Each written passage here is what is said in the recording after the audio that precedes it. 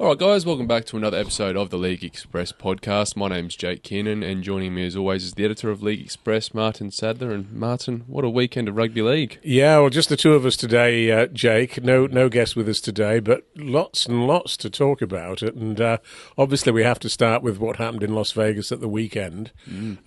First game, Wigan, absolutely incredible, weren't they, really? They just... There's something about Wigan, isn't there, that they always seem to rise to the occasion. And on the other hand, Warrington very rarely seem to rise to the occasion. And that was certainly true, on Saturday.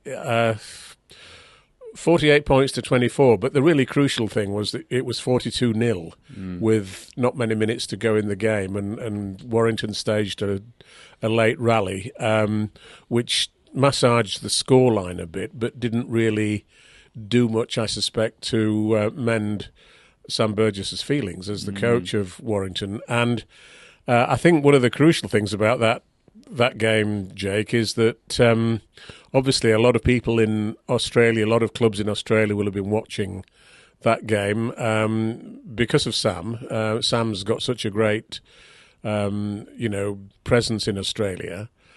And I don't think they will have been encouraged by it to seek him out to appoint him as a head coach in the NRL, unfortunately for him, because obviously it was a disappointing show by his team. And as he said afterwards, it's the first game that he's been in charge of Warrington where they've really been absolutely hammered, beyond, out of sight, really.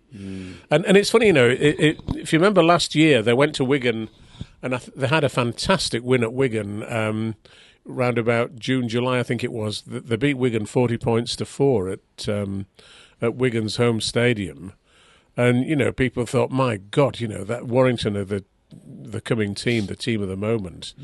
But that's just been dissipated now, hasn't it? Yeah, and it's just, you can tell the occasion got the better of Warrington, but let's not sort of ignore the fact that Wigan were just outstanding. And I think that pitch, that dry track, watching the likes of Bevan French, Jay Field just run an absolute muck. Absolutely, yeah, yes. It was amazing, mate. And I just thought to myself, I'm looking forward to the summer weather, first of all. Yeah. And second of all, if they were to play in those conditions week in and week out, Wigan would be even more unstoppable, I think. They probably would, yes. Yeah. Yes. And the thing that's so interesting, I think I wrote about it in my column this week.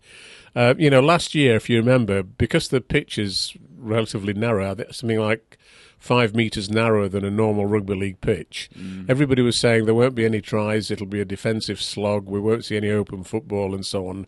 But absolutely the reverse of that. In every game there was, great attacking play, wasn't there? Not just the Wigan-Warrington game, but all the others. And, the size of the pitch didn't seem to matter in the slightest. Oh, that's right. And you could just tell, it's like they were playing at another level. They were too fast for the Warrington side. Yeah. Warrington was struggling to get back to 10. That's how quick the play the ball was happening. I got some feedback from some of my mates back home who watched it. They don't really watch too much Super League just because of that time zone difference. I think most of our games over here are broadcast around midnight to 6 a.m. in the morning in Australia, so it's quite hard for us to keep up with it. But some of my mates were saying, geez, Wigan would be a contender in the NRL after watching that performance, which is a no-brainer given the World Cup. Well, Nathan champions. Cleary more or less said that afterwards as well, didn't he? Nathan Cleary, after Penrith beat Cronulla, which was a much tighter game, obviously, in that sense, a more exciting game to watch. But Nathan made the point that, that venue would be perfect for the World Club Challenge. And he would have loved to have been playing Wigan, but he did say, they might have beaten us, but it would have been a great game, wouldn't it? Yeah, no, absolutely, mate. Just a few other talking points regarding that. Instant reaction, we've sort of spoken about that, but the crowd figure, 45,209, I believe, was the recorded attendance through the gates. Yeah. I think it's about a 5,000 increase on last year's crowd attendance. Yes, what did you make of it? I'm slightly disappointed because bear in mind there were probably 10 to 12,000 fans from Britain who went, and there were a few thousand last year.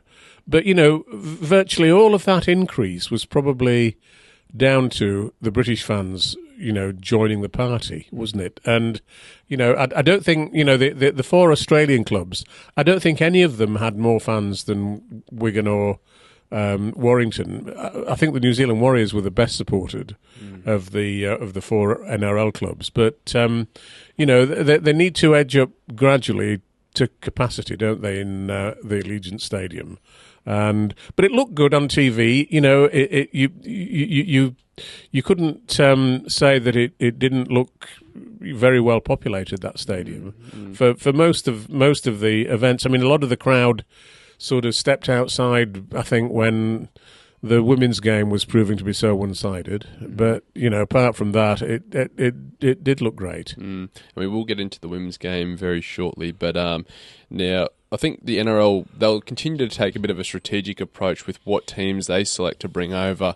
I know that there's fan bases from, say, like the Bulldogs, the Dragons, they're heavily tipped to feature next season. A game between those two would be really interesting, wouldn't it? Yeah, because they'll bring a big crowd as well. So you can't have all the teams with big crowds, big fan bases going at once, can you? No, we had a readers' poll saying which clubs would you like to see there next year from Super League, and the winners were St Helens and Leeds, 32.4%.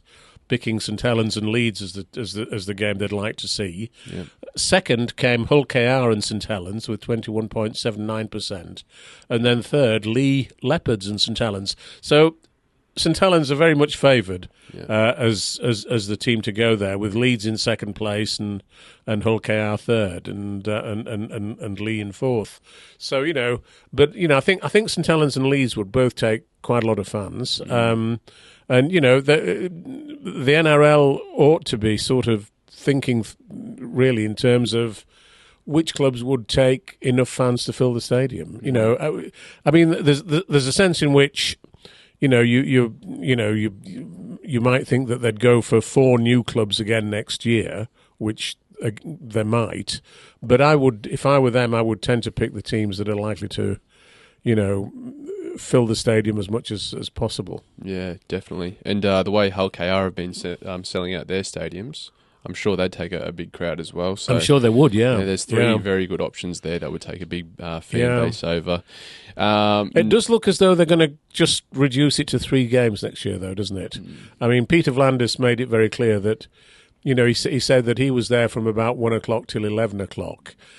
And to sit through 4 games is quite a challenge.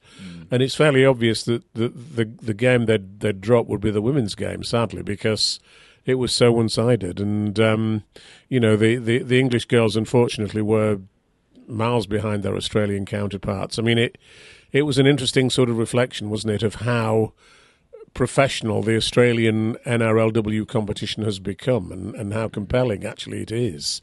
And if they were going to put another women's game there, then it would be better to have a State of Origin type game, or even a Gillaroos versus Kiwi Ferns game, wouldn't it? Because the Kiwi girls are roughly at that level as well.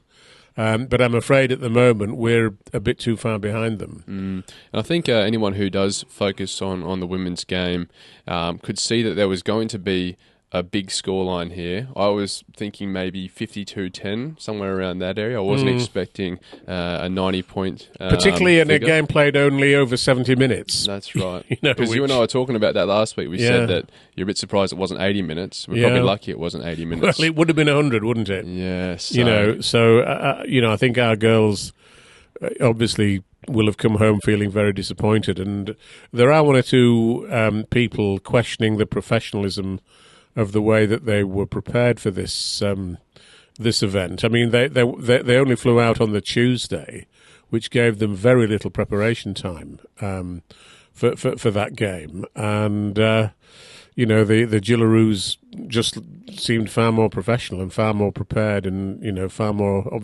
effective than the English girls. So there's a lot to think about for next year. I mean, some people have sort of suggested, how about next year, starting with a Super League game, making the second game an NRL game, and the third game the World Club Challenge, which is certainly, something worth discussing. The only problem with that, as somebody has said to me, is that you probably need to get your teams sorted out that are going to be going there well in advance. Give them probably at least 6 months' notice before they go. And of course, the World Club Challenge game, because the respective grand finals are played in October, you probably can't give them that degree of notice. That might be a bit of a drawback, I suppose. I think it'd have to be some sort of sponsorship deal with that the NRL does with an airline company, likewise with the game over here, that has those tickets booked in advance and then has some sort of negotiation where they can put the details in of those people and those teams on those tickets and then reserve accommodation in advance as well that the clubs can, down the track chip in for. But one of the good things about the Vegas weekend, Jake, and you mentioned it just off air before we came, the American viewing figures apparently were quite encouraging, weren't they? Yeah, I read some reports this morning, Martyn. It looks like the Raiders versus Warriors match, which was the first NRL game, which followed the Super League game, it attracted an audience of 370,000 people on American TV. On Fox Sports. Yes, so that's up from 61,000 that watched it last year. Yeah. So they're saying that's a 510% increase. I don't believe the figures for the other matches have been revealed yet. No. Promising signs going off of that figure that there is growth and that many more Americans saw it on TV. Yeah, and it's free to air this year, I believe, as well. Well, that's really interesting, and there's something I'll be watching out for this week, because last year the figures were a bit disappointing, really. And they were seized upon gleefully by a guy called Peter Fitzsimons, who writes for the Sydney Morning Herald. Peter's a rugby union guy and tends to like taking the mickey out of rugby league a bit. And he laughed at those figures, really. But will he mention these much better figures in his column? He writes a column on Saturday in the Sydney Morning Herald, and I'll watch with great interest to see whether he actually reveals what these figures are. They're far more positive for rugby league because, as I say, Peter Fitzsimons, who's actually not a bad writer in pure writing terms, but he does like to take very much a rugby union view of rugby league, put it that way. Yeah, anything to put us down. Yes, exactly. Yes.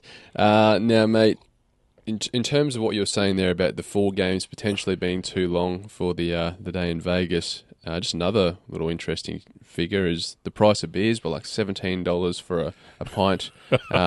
So if you're there for 4 matches, mate, you started drinking, which I'm sure many of the English fans did from game 1. You'd be broke. You can't blame them for wanting to leave the stadium because you lose all your money just on beers alone. Absolutely, yeah. So, now, mate, just a few as I've said to you earlier, I just wonder whether the English fans who went out there, and I'm sure they had a fantastic time, but they will have come back a lot poorer. There's no doubt about it. America's a very expensive place to enjoy yourself in.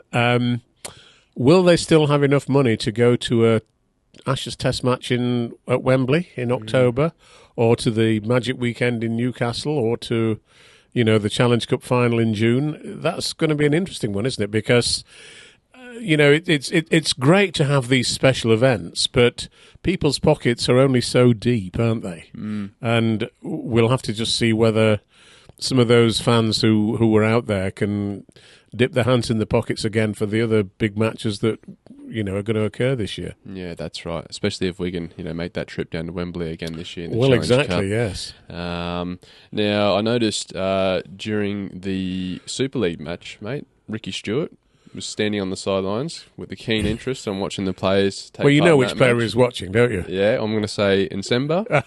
No doubt. Maybe. No doubt about it. Maybe Harry Smith. It could be. My dad messaged me and said, geez, that Harry Smith goes all right. And he's not a bad, judge of playing ability on the field. Is your dad a scout for the Canberra Raiders, though? It could be. It could be.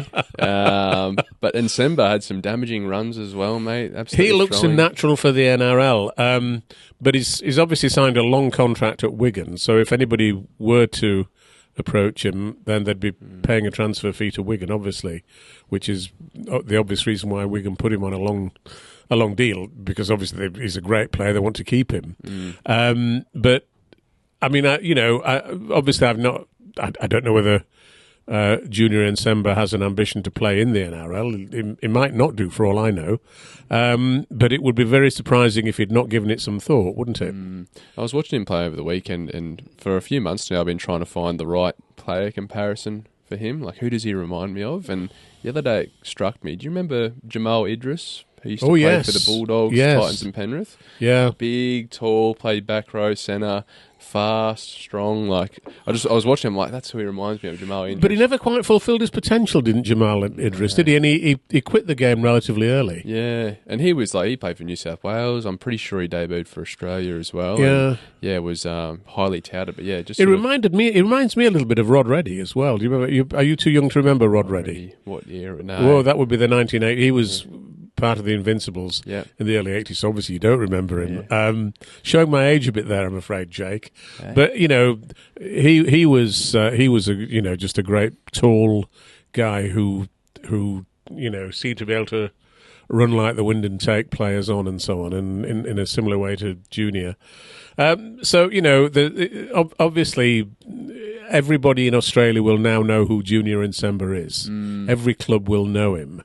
We've got Morgan Knowles from St Helens going to the Dolphins next year, but believe me, there'll be plenty of people trying to get into Junior's ear. That lots of Aussie agents will be looking for his telephone number. If I were Wigan, I'd be trying to keep that very much out of their hands. But eventually. He will receive offers from Australia. There's no doubt about it. Well, for the benefit of the Super League, I hope he stays here. So do I. Well, yes. Now, the other thing I sort of thought about, mate, was it's okay for me to say this now in hindsight, but the women's match, wouldn't it make sense to have the Kiwi Ferns play in Vegas while the New Zealand Warriors were playing? Of course it would. They'd have obviously all that support from all the New Zealand Warriors fans. Of course. If they were to bring them over next year and keep that women's fixture in, they won't have as big of a following because the Warriors aren't playing. So just thought, the logical thing would be to have them play over the weekend. Yes, it would have been. It would have been better, as it turns out. As I say, the big disappointment of the weekend was. Well, I think the Warriors were disappointing against Canberra, clearly. Yeah. And I read somewhere that the Warriors.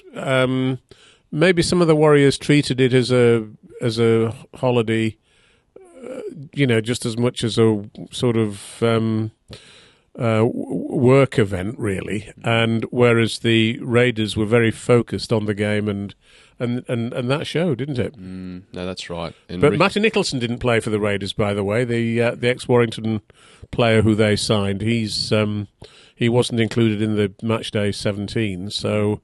Because I believe I saw him in the background of the warm-ups. He just had his formal attire on, so he was over there, but he didn't play, unfortunately. No. But yeah, I'm sure. I mean, they've got heaps of great forwards in their squad, so when injuries come, I'm sure he'll get a crack. Well, on that evidence, the Raiders look to be a pretty strong bet this year, don't they? Yeah, and Morgan Smithies had a good game. Oh gosh, well he's a good player. Yeah, so plenty to keep an eye on in the coming weeks. I'm sure Nicholson will get his moment.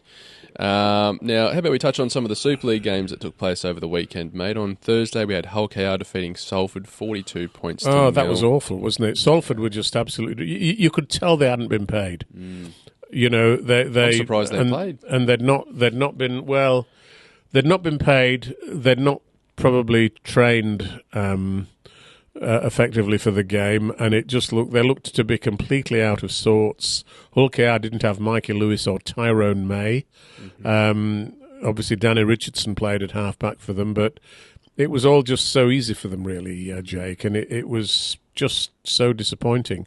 I also think as well, by the way, it was a Thursday night game. Why... I mean, the fixture people at the RFL, they make me tear my hair out sometimes. A Thursday night game, a very long journey for Salford fans to Hull KR. Why not have derby games on a Thursday night? I've said this so many times before. I'm sick of saying it till I'm blue in the face.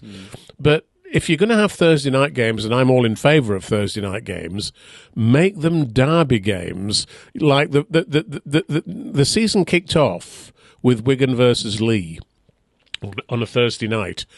21,000 and odd people there. Yeah. That's the ideal sort of game for a Thursday night, where the away fans can, come and populate their end of the ground. And, it started off brilliantly, but so often, we find that, there are virtually no away fans there because it's this enormously long journey over the M62.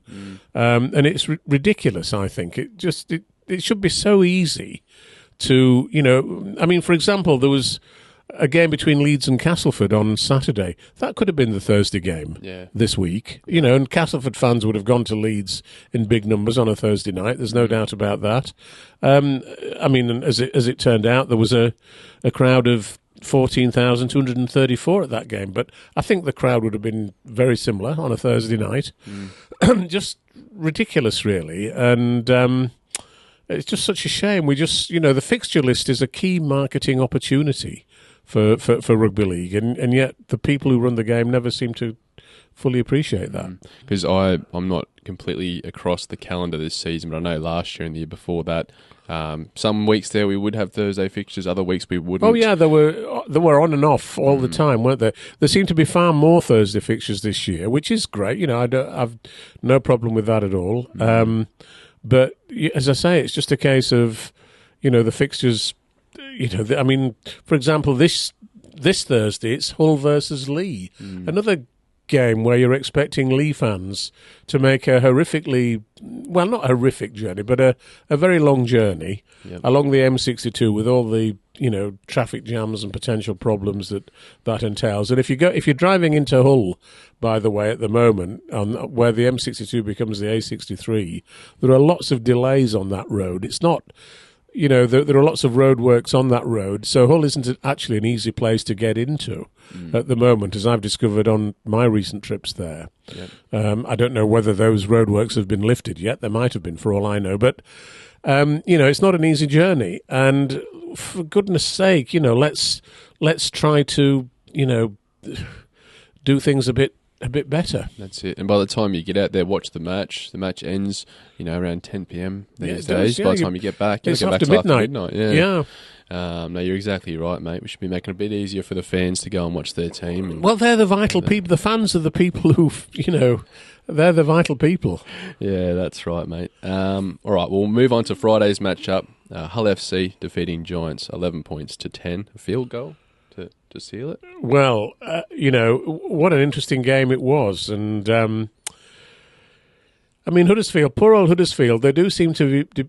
They seem very good at losing matches by narrow margins. They just don't seem able to seal a game, really. And they had and to make matters even worse, it was one of their former players, Aidan Caesar, who won the match for Hull FC. And I think even John Cartwright more or less said after the game that Huddersfield were probably the better side. And they had looked the better side. They were a bit unlucky in several respects, I thought, in that game.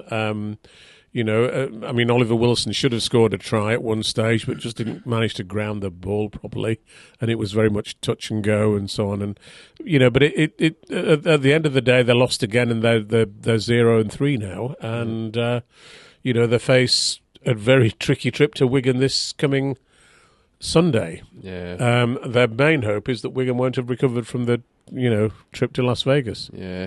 It's a bit of a hit to the emotions when you do miss so many tightly contested matches, and then you've got Wigan the week after. Oh, it's gosh, hard to get up for that match, isn't it? Yeah. But yeah, I'm sure their first win will come eventually, just probably not this weekend. No. If I had to bet on it.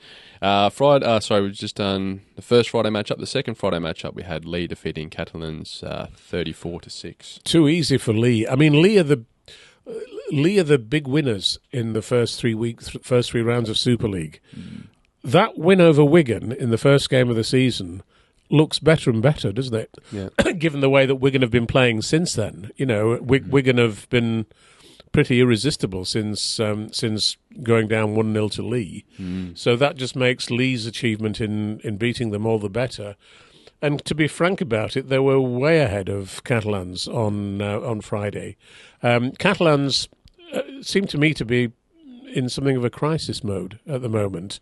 They've signed some big players, as they always seem to do, but as so often happens, they're not yet delivering. And it was a comprehensive defeat for them, and that sort of thing can't continue indefinitely, can it, for Catalans? If for Steve McNamara's sake, I mean, obviously, Bernard Gouache, the owner of the club, is a pretty volatile character who hates losing and will hate losing the first 3 games of the season. He'll hate looking at the league table and seeing his side third from the bottom. Yeah. He'll have Steve McNamara in his office wanting to know why. And Steve's got to start delivering the goods. Yeah. And I just watch that Catalan side and think to myself, how clunky their attack looks. There's just not enough depth. They're making silly errors, giving away stupid penalties in crucial moments of the match. Sometimes I've sort of been watching Luke Keary, how he's been playing, and sometimes he's running with the ball looking for options, and there's just not good enough options for him. And he's getting tackled a lot and running the ball himself a lot, and I don't know, they just look clunky this year. They do, and it's a shame because it's always nice to see Catalans playing well and playing an entertaining brand of rugby, but at the moment it's not quite working for them, is it? And that's it. On paper, they look like a good team, but just not delivering. We'll move on to Saturday's matchups, mate. We had Saints defeating Wakefield 26-6. Well, that was probably not a surprising result, although I thought Wakefield were very competitive for most of the game. 6-14 at half time, and Saints scored 2 tries in the second half. Wakefield didn't score at all. Wakefield have done pretty well as a promoted team. Well, promotion actually wasn't promotion, was it? It was reassignment into Super League, I suppose you might say, this with the grading system. But St Helens are a difficult team to play against this year. I think St Helens and Lee are going to be the main challengers to Wigan this year. And, coming up against St Helens in the 3rd game of the season was a big challenge for Wakefield. And but they'll come again, and they will get some good results this year. They've also said, by the way, that they're not interested in going to Las Vegas next year, just in case anybody thought they were. Is that Wakefield? Wakefield, yeah. Interesting. Because I'm sure they draw a good crowd as well, but obviously they're focused on just, improving in Super League. Yeah. No, that's fair enough. Because, that's another thing I wonder. How quickly are they going to announce the next teams? Because I remember last year it didn't take them too long to announce the NRL sides. Well, as I say, my tip is Leeds and St Helens, or Hull KR and St Helens, but definitely St Helens. Yeah. I think Saints would really, put on a great show in Las Vegas. Yeah, because I know Saints they were probably disappointed they weren't included this year. They were sort of overlooked for Warrington. Yeah. So, how long would you leave it before announcing the teams? Oh, I mean, so I know they did an expression of interest. They've that's right. They've asked all the clubs to indicate whether they're interested in going, and so they'll know presumably very quickly which clubs are interested in going, and once they know that, and they know that we're taking part in the Vegas games next year, then I should think they could name the sides pretty quickly. Yeah, no, I think so, mate. But you need to give people time to save up. You've got to give the fans the chance to save up the money to go. It's a trip of a lifetime, but it doesn't come cheap. And the earlier you can jump on flights, the cheaper they're going to be. Correct. Yeah. Because I don't know how many people are travelling to Vegas around that time. Obviously, there's no NFL. There's not much other sport happening. No, it's a good time to go. Yeah. So. Anyway, we'll wait and see. We'll be patient. I know the West Tigers have said that they're not interested in going. No, Shane Richardson's really castigated it, hasn't he? He's not keen on the idea at all. Yeah, I think they should just focus on the NRL campaign as well. Probably, yes. They're going to try to get off the bottom of the table. Now we move on to Sunday, the final matchup of the weekend, mate. Leeds defeating Cass 38 points to 24. Oh, yeah. I mean, it's funny. Castleford had that really good performance at Hull KR in the first game of the season. But then they got absolutely hammered, didn't they, at home? And they got hammered again at Leeds, really. Again, they sort of came with some late. I think they got 3 tries in the final 10 minutes of the game. Which shows that they've got some spirit. But actually, it sort of also indicates that they were pretty well beaten. And again, Leeds are a strange team, aren't they?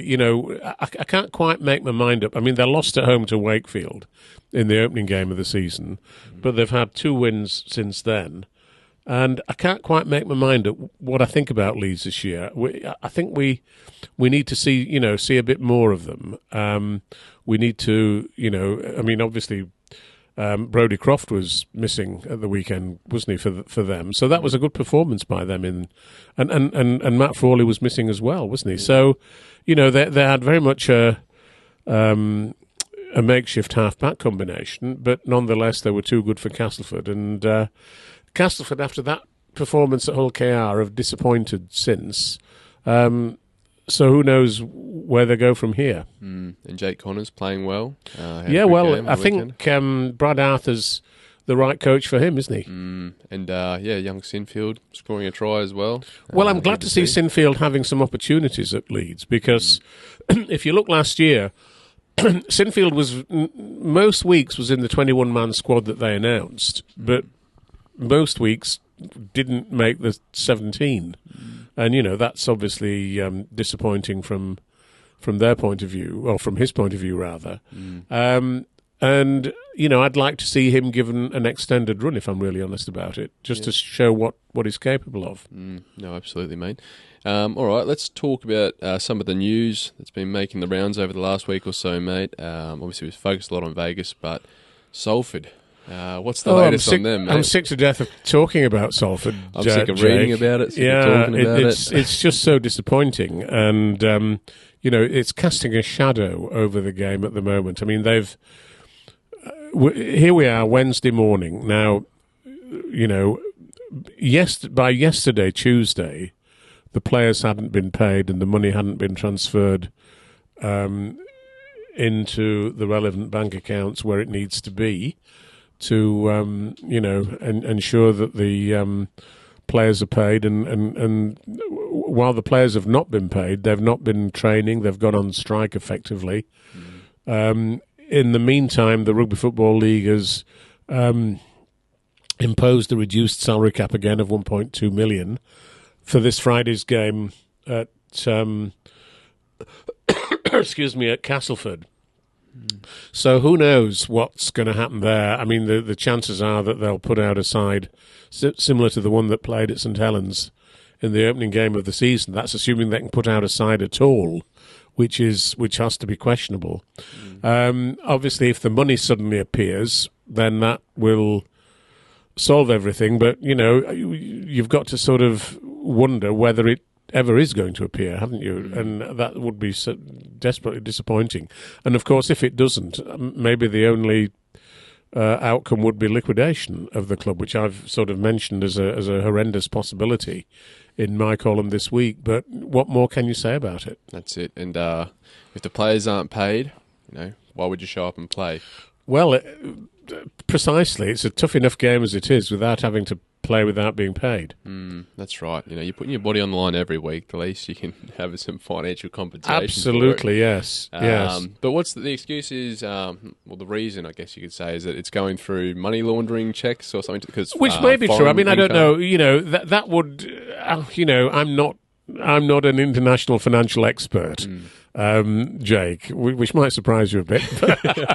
I thought you were laundering money through this place, mate. It would be if only there was money there to be laundered. A Swiss account somewhere with a Swiss bank. No, I don't. League Express doesn't generate much, that sort of money, unfortunately.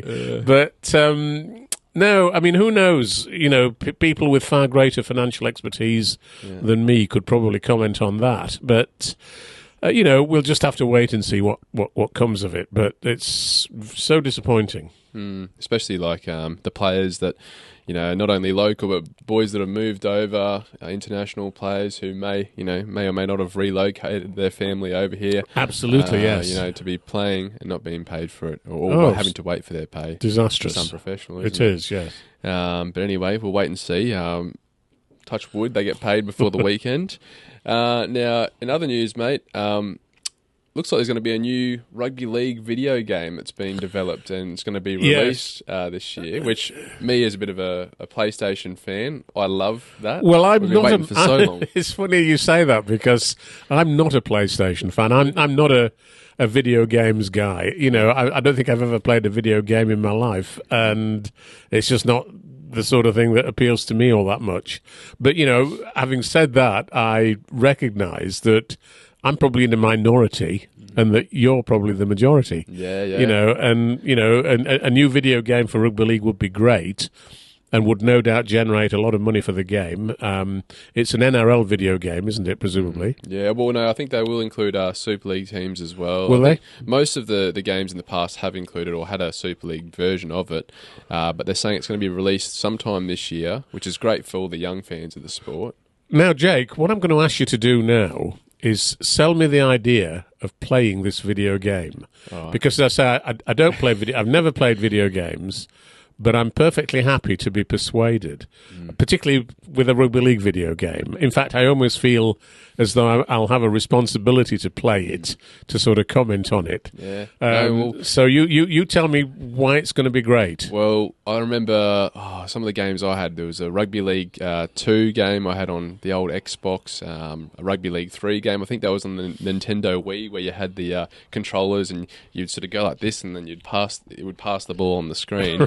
Right. But the thing I loved about those games, Martyn, was you could go into like a franchise mode where you can pretty much be the coach, GM of a club and recruit players from other teams that were off contract. So I remember I would have been probably late primary school, early high school playing Rugby League 3, and often I'd be like recruiting players from the Super League as well. Right. So I'd be the Broncos, and I remember recruiting Rob Burrow to come across and play in Kevin right, did you? Right, okay. And you could offer them money, and it had to fit in your salary cap, so it's kind of like being a manager of a team or a GM of a team.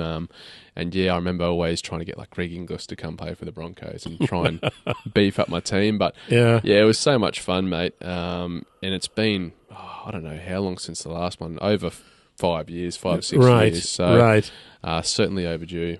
Yeah. Actually, I think the last game would have been released when I was in high school. So we're going back to like 2014, 2015, I think. What they'll need on this game, I think, is a digital version of League Express. That's the thing that would, so you could write the match reports. Yeah, no, absolutely, mate. And I'm sure the new match will feature Allegiant Stadium. You'll be able to go and play in Vegas. I imagine, absolutely. Mate. Yeah, I'm excited for it, and hopefully they do a good job. Well, I hope they do. Because I think Rugby Union's just recently released a video game too, so we've got to try and outdo them. Oh, no doubt about that, yeah. With the new video game, for example, could you and I play against each other? Yeah, I think... so I could take you on, could I? Yeah, so Andrew okay. Abdo, I think he said it on a podcast in Australia called the Hello Sport Podcast, and he said that there's going to be a very online focus. So, you could be over here in Brighouse, mate, and I could be back home in Australia. And I could be scoring tries against you and humiliating you. Yeah, as long as we have a good internet, a good Wi-Fi connection. Good. So, yeah, mate, we'll wait and see. We might have to set up a PlayStation 5 in here for you. Absolutely, yeah. Not much work will be getting done, I don't think. No. But, yeah, all right, mate, let's talk about other things regarding... what else we have here? Vegas, I guess. Overall, do you think it was a success, mate? Or what sort of mark would you give it? A fail, a pass, or a success? I think your comment... I mean, how do you judge it? What are the criteria for deciding whether it was successful or not? Well, obviously, one of the criteria is how many people went over to America to watch it. A second criterion is how many American fans were actually in the stadium. I've not seen figures about that yet. But a third criterion is how many Americans watch the game on TV. Well, the figures you've given, that does look pretty good, doesn't it? And a fourth criterion is, have any Americans taken note of this, of what happened there?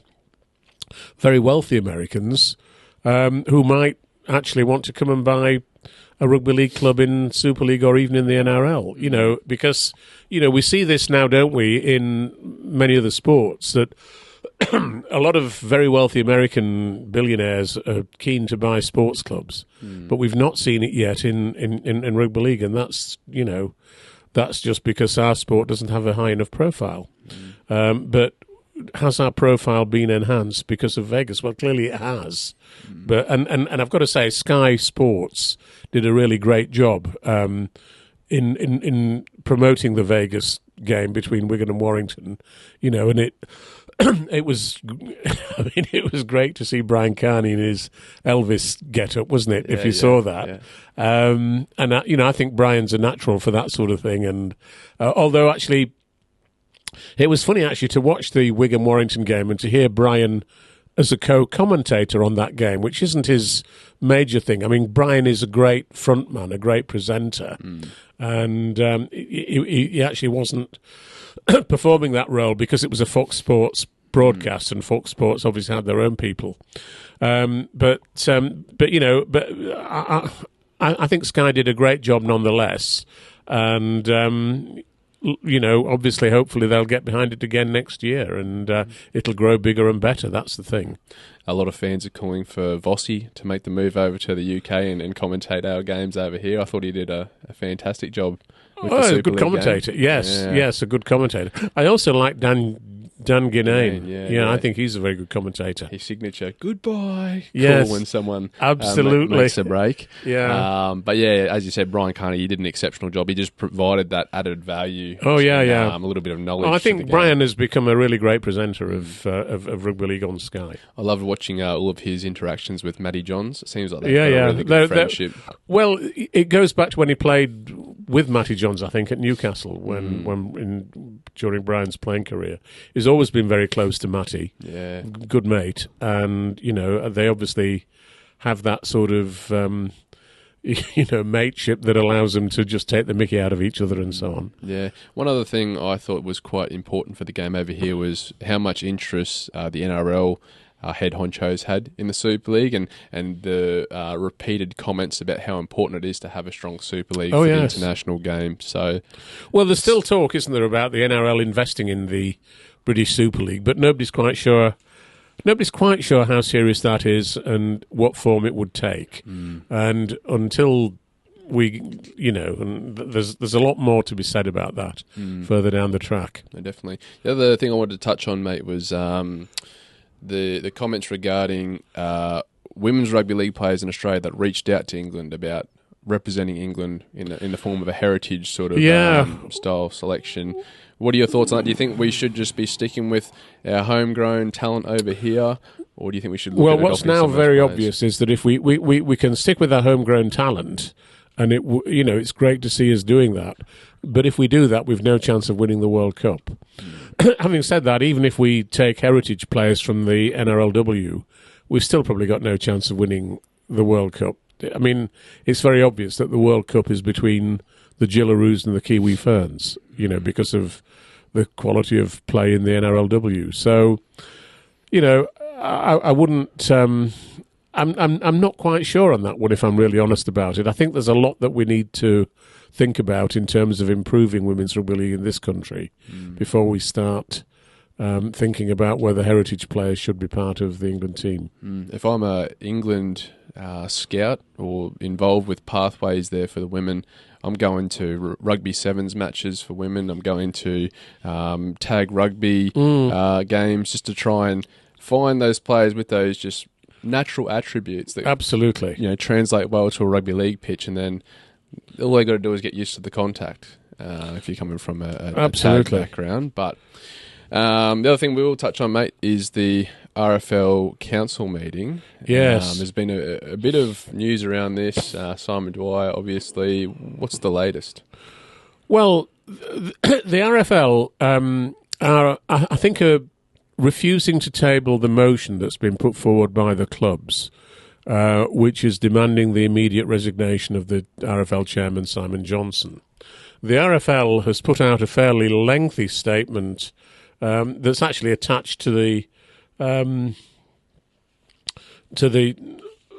proposed schedule for the council meeting next week, saying that they think that the proposal put forward by the clubs is unconstitutional, effectively having taken legal advice on that. I'm not sure whether, I'm not really in a position to judge whether that is genuine or not, whether the clubs really do have the right to demand the resignation of the chairman. I would have thought that they would, because in any organisation, if you're unhappy with the way the chairman is operating, and you think you need a change, then you've got to have the right to demand a change.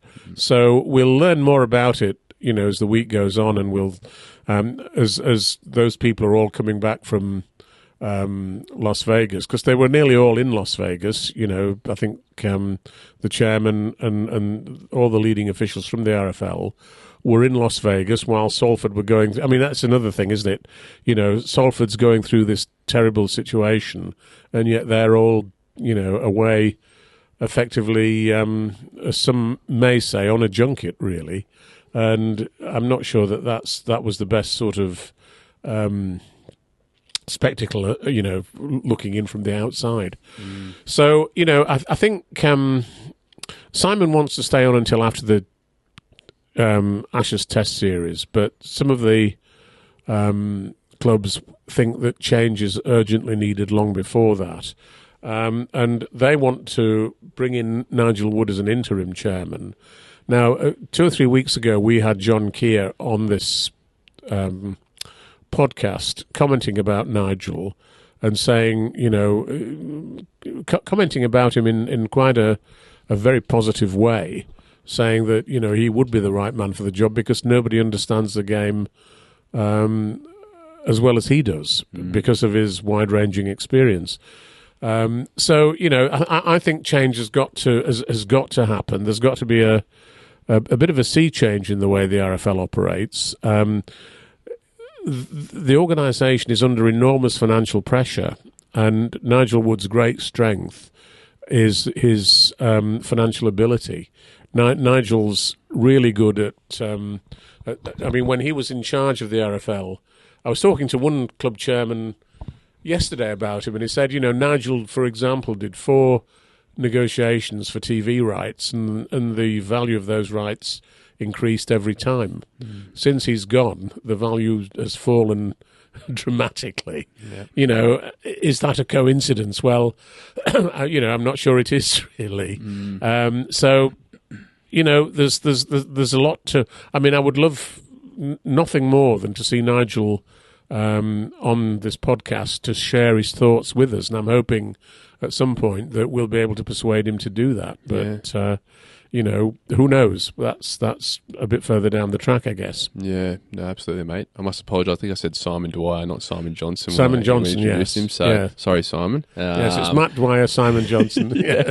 But I like in this situation, mate, just on your comments about them flying over to Vegas while Salford's going through a crisis. A few years back, Australia, our Prime Minister at the time, Scott Morrison, he left the country while we had those severe bushfires. He went for a holiday in Hawaii. Oh, gosh, and, right. I don't think anyone ever forgave him for that. And he was booted out at the next election. No. But, you can't be fleeing your sport. You can't be fleeing the country when one of your clubs in your sport's in a crisis. But talking about Australian politicians, it was quite interesting that an ex-Australian Prime Minister, Kevin Rudd, is now the Australian ambassador to the United States, and he was in Vegas at the weekend, and he actually put an ex-post out that we quoted as the post of the week.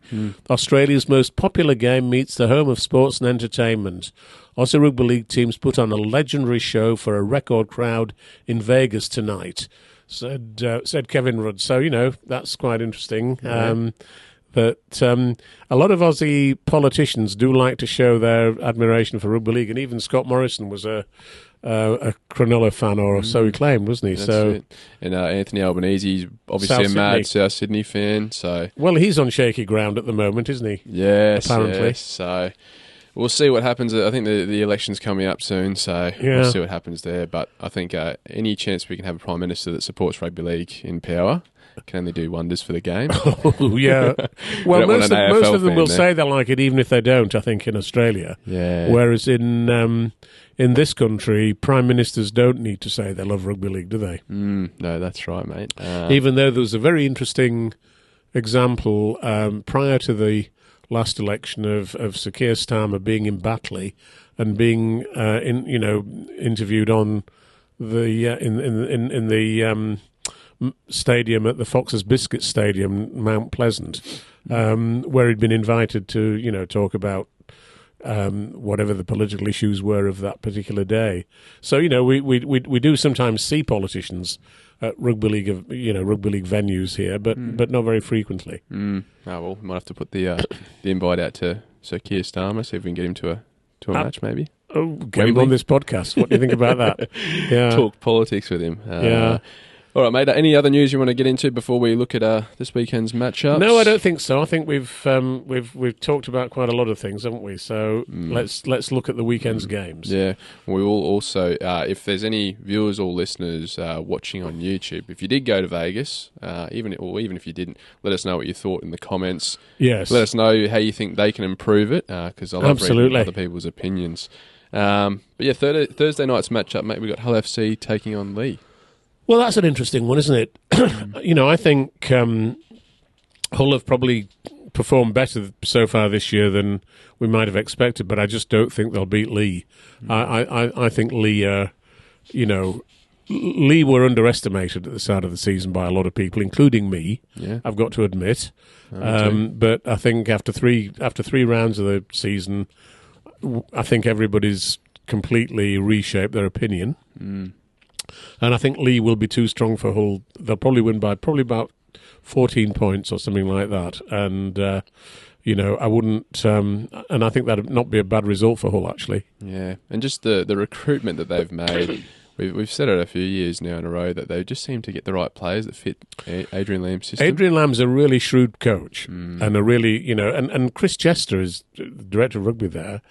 Very, very good judge of players. Yeah. And that's what you need more than anything else, isn't it? No, I'm enjoying watching them play this year. I think Ethan O'Neill's been a real... I didn't know anything about him before he came here, but Adrian had coached him before, apparently, and... looks a terrific signing. Yeah. It's almost like he's a bit of a diamond in the rough. Or really, absolutely. Because he was in that Broncos system, I believe, so he's just overshadowed by a lot of other great players in that system. Moving on to Friday's matchup, we have Castleford taking on Salford. Well, I'm not even sure this game will go ahead because of Salford's situation, and if it does, Salford will put out a really weakened side. So it's the first 2 points of the year for Castleford, which they won't complain about. I was looking at the odds for the matches yesterday, and they didn't have this game listed. So the bookies are even doubting it going ahead, I think. Yes. So we'll wait and see what happens there. The other matchup on Friday night, we've got St Helens taking on Hull KR. Well, that's really interesting, isn't it? St Helens and Hull KR are the top two clubs. That's going to be a game and a half. Mikey Lewis, probably will he be back? I'm not quite so sure. I've not seen the... the time that we're speaking here, the squad lists haven't been released for the Friday games, so we don't know whether Mikey Lewis is back. I somehow don't think he will be, but you never know. He may well be. But the way St Helens are playing, I think they might be a bit too strong for Hull KR, particularly at home. I think Saints are absolutely outstanding, and they'll have Morgan Nels back in the side this week, which makes them even more of a potential problem for Hull KR. So I think Saints to win that one by about 10 points.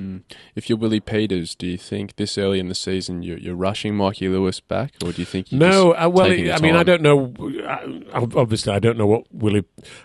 I'm not absolutely sure how serious Mikey Lewis's problem was. It was much less serious than feared. But I would have thought, I'm guessing here, but I would have thought that they would want him to only come back when he's completely recovered. Whether that's this week or not, who knows? That's it. It's a long season, isn't it? Move on to Saturday, mate. We've got the Catalans taking on Leeds. Well, what an interesting game that is, isn't it? An absolutely fascinating game, really. Catalans desperate for their first win. Leeds having won 2 out of 3 on a 2-match winning roll. I think Leeds, and of course we'd assume that Brodie Croft would be back for that game. So, but Tom Holroyd will be missing, having been suspended for 2 matches, because of that rather dodgy tackle and entanglement with George Hill, the Castleford player, last Saturday. So he'll be missing. But I think I think Leeds might win this one, and if so, that really puts the cat among the pigeons for the Catalans. Yeah, and just on that tackle, they managed to argue it down from, was it a grade E? Yes, which would have been a 6-match ban down to a grade C, which is a 2-match ban. So, they obviously put forward a good argument. And having seen the incident, I wouldn't, I think it was probably a grade E because it was thought to be a deliberate injury. And, I don't think it was. I think it was 2 players getting tangled together and one Tom Holroyd trying to play the ball quickly, but not having sufficient regard for the safety of George Hill. So it was probably careless rather than, it was certainly not malicious, I don't think. Yeah. And that's what changed the grading. And that's one of the hardest things for the judiciary panel, is trying to figure out whether there is malicious intent. Oh yeah, I'd hate to be on the judicial panel. I really would. Because then it's like, you play it at slow motion, it looks different. You play it at full speed, it looks different. Absolutely, different angles and so on. It's quite a challenge. Hard to judge. I admire the people on the panel just for the job they do. Oh yeah, and they cop some backlash from the fans too, don't they? Oh, indeed, yes. On Sunday, mate, we've got 2 matchups. Obviously, the Vegas side's returning. We've got Wigan taking on Huddersfield in the first one. Well, again, you wonder, will the trip to Vegas have any lasting effects on Wigan? I mean, Wigan is such a professional club that you probably assume that it won't have. But, it probably isn't a bad time to be playing them. And Huddersfield have got some talent in their ranks, I think. And I think Huddersfield are a better team than their league position would suggest. So, I certainly wouldn't rule out Huddersfield altogether, but, I can't see Wigan not winning, having said that. Wigan by about 6. Yeah, I think it'll be a close game as well. And the final matchup of the round, mate, we've got Warrington taking on Wakefield. Well, again, the same thing applies, doesn't it, with Warrington? Will they be still, suffering a bit of jet lag from the journey back from Vegas? Will they be, in a fit state to put on a good show against Wakefield? But I actually think that they will have had a lot of, they'll have had a lambasting from Sam Burgess, won't they, after their performance at the weekend? And I think they'll bounce back, and I think they might just be a bit too strong for Trinity. And of course, the other subtext is Darryl Powell returning to Warrington, where he didn't have a great time as the coach in 22 and 23, against Sam Burgess, the guy who followed in his footsteps. So there's quite a bit of reason for both teams to win that game. Well, as there always is, of course, but for both coaches in particular to add that little bit extra. And who knows? But I think Warrington will win, but probably by about 10. It's certainly a pivotal moment for Warrington this weekend in terms of their season, because if they drop a game to Wakefield, it could become a potentially slippery slope for them if they can't find their mojo. Yes, Vegas loss. Yes. Because we haven't seen them they haven't had to come back from a big loss like this before. Well, if Warrington did lose to Wakefield, I think a few people the club might regret having gone to Vegas, despite having had a marvellous time there. They've got to just have that short-term memory loss, forget about last week, and get back to business this week. Well, they've got to look at the way they played in the last 15 minutes, haven't they? Yeah, that's right. And I think that's probably the saving grace that they were able to put some points on the board, because, it would have been devastating if Wigan kept piling on the points. All right, mate, and we've also got the NRL season underway this week, mate. Obviously round 1 started at Vegas, but we've got the rest of round 1 taking place this week. The Roosters versus the Broncos, the first game on Thursday morning our time. Your team going down to Sydney to play the Roosters. Much weakened Roosters this year by the look of it, but I wouldn't count them out. Yeah, you can never take the Roosters lightly. Obviously, they've lost a heap of experience. Big game for Michael Maguire. Yeah, absolutely. I'm quite pleased with the squad that he's named. A few surprises. They're going with Gemmet Shibasaki, who has signed with the Broncos last year. I think he might have just been on like a development or a training trial deal. He's impressed in the preseason and gets the start in the centres, filling in for Tony Staggs. They're also going with Corey Pakes at number 9 instead of Billy Walters.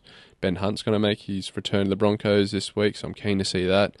And I think Kobe Hetherington and Jack Gashevsky, I believe I'm saying that right, are starting in the back row. So there's been plenty of positional changes. Absolutely. I'm liking the look of this new look team. And then what do we got on Friday? Another match-up. It's the West Tigers versus Newcastle Knights, the early game, which, again, could hardly be more important, could it, for both sides, I would suggest. But, the West Tigers need to get off the foot of the table. And Newcastle, as always, just, there's always a certain vulnerability about them, but I think West Tigers and Newcastle games are often quite good games. Yeah, that's right. West Tigers, obviously, got Jerome Luai playing from Terrell May. Making his debut, Yeah, that's it. Yes, he was saying he's a bit nervous about this, which you would be, wouldn't you?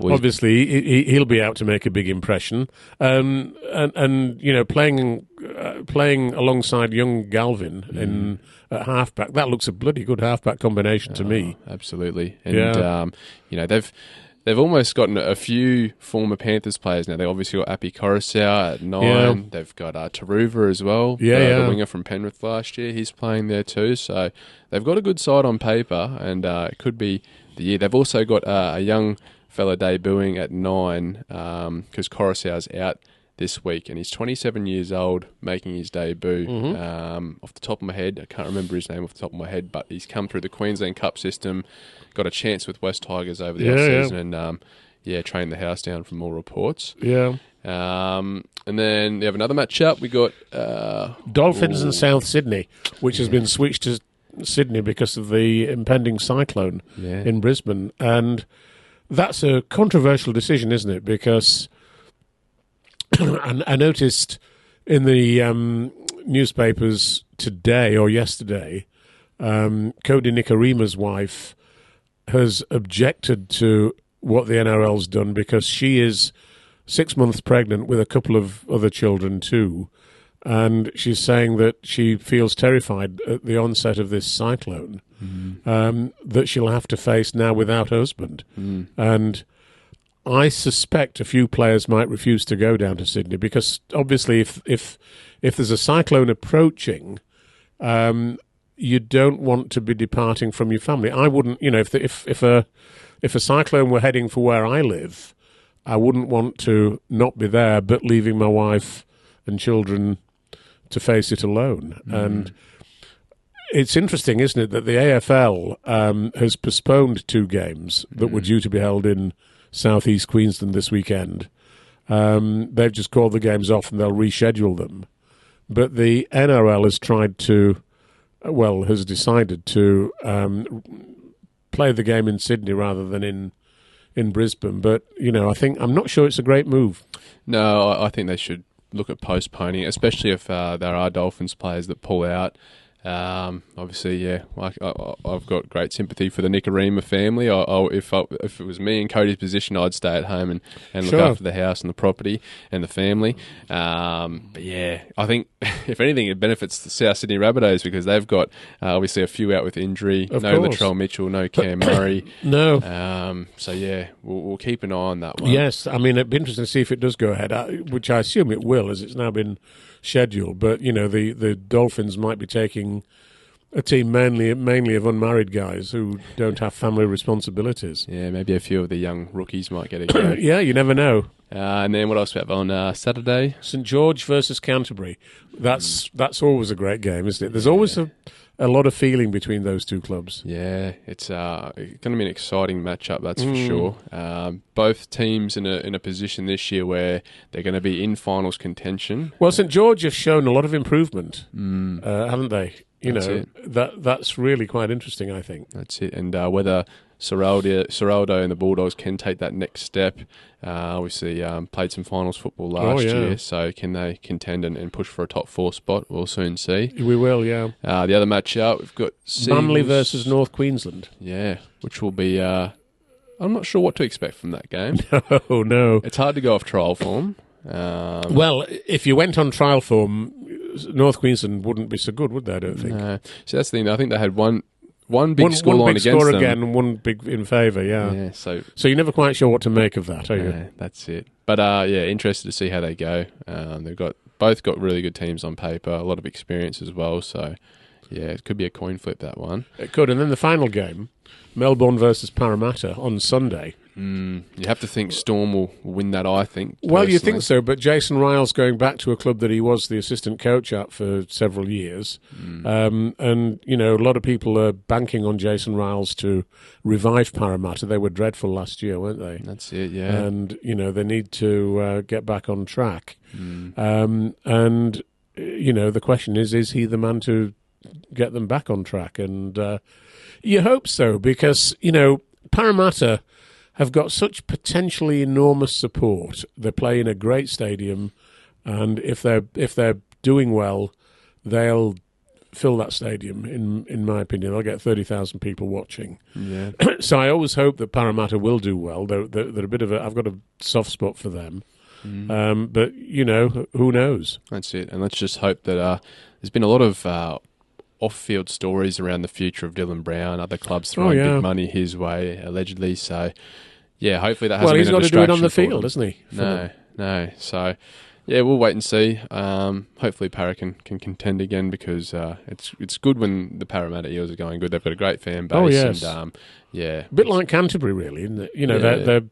They're both Western Sydney clubs that are well supported when they're doing well. Yeah, very passionate fans, that's for sure, mate.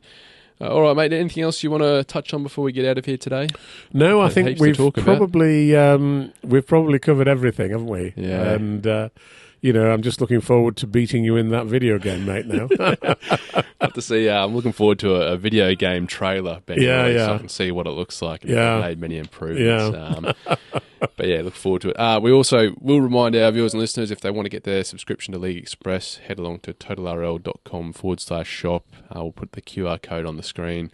Plenty of good reading in there, mate. Loads, including the mailbag, which is always quite stimulating from our readers. They've always got plenty to say. That's it. And if they're writing in, if they're watching us on YouTube, leave a comment as well with your thoughts. Absolutely. Too. Yeah. All right, guys. We'll wrap it up here, mate. That's great. We'll see you again next week. Awesome. Thanks, mate.